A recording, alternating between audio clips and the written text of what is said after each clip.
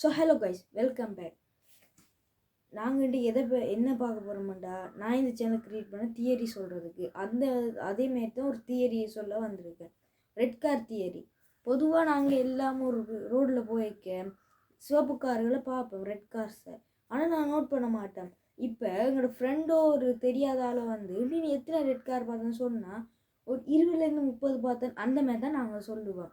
ஆனால் நான் இப்போ நீங்கள் பார்க்குற ஒவ்வொரு ரெட் காருக்கும் ஒரு ரெட் காருக்கு நான் 1000 ரூபா தரேன், 2000 தரேன்டா. நீங்கள் இப்போ என்ன செய்வீங்க, உடனே எல்லா ரெட் காரையும் பார்த்து கொண்டே இருங்க, நோட் பண்ணிக்கொண்டே. அதுக்கு பிறகு அந்த வந்து இடையில் திடீரெண்டு இப்போ நான் வந்து கேட்டேன்டா, நீ கரெக்டாக சொல்லுவீங்க 20 கார் பார்த்தேன், 15 கார் பார்த்தேன்ட்டு. அப்போ நீங்கள் எல்லாருக்கே நோட் பண்ணுவீங்க. அதே மாதிரி தான் கைஸ் எங்களுக்கான சந்தர்ப்பமும் வாழ்க்கையில் ஒவ்வொரு முறையும் எங்களுக்கு சந்தர்ப்பம் கிடைக்கும் நாங்கள் சாதிக்கிறதுக்கான. ஆனால் சந்தர்ப்பத்தை நாங்கள் ஒழுங்காக பார்க்க மாட்டோம்.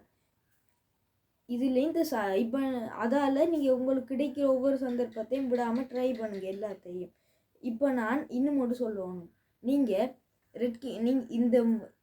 இந்த சந்தர்ப்பத்தை கண்டுபிடிச்சி இந்த இதில் வெற்றி பெறதுக்கான சான்ஸ் என்னவா தெரியுமா இருக்கும்? நீங்கள் தேடுற இடம், நேரம், இந்த ரெண்டையும் பொறுத்து தான் இருக்குது. நீங்கள் என்னது தேடுறீங்க, இந்த மூட்டையும் பொறுத்து தான் இருக்குது. இப்போ நீங்கள் கடலில் போய் ரெட் கார் தந்தீங்க, ஒரு ரெட் காரும் கிடைக்காது. இந்த எக்ஸ்போர்ட் பண்ணுற ஷிப், இந்த கார் எக்ஸ்போர்ட் பண்ணக்கு எதிர்த்து மட்டும் கிடைக்கும், ஆனால் அதுவும் பெருசாக கிடைக்காது.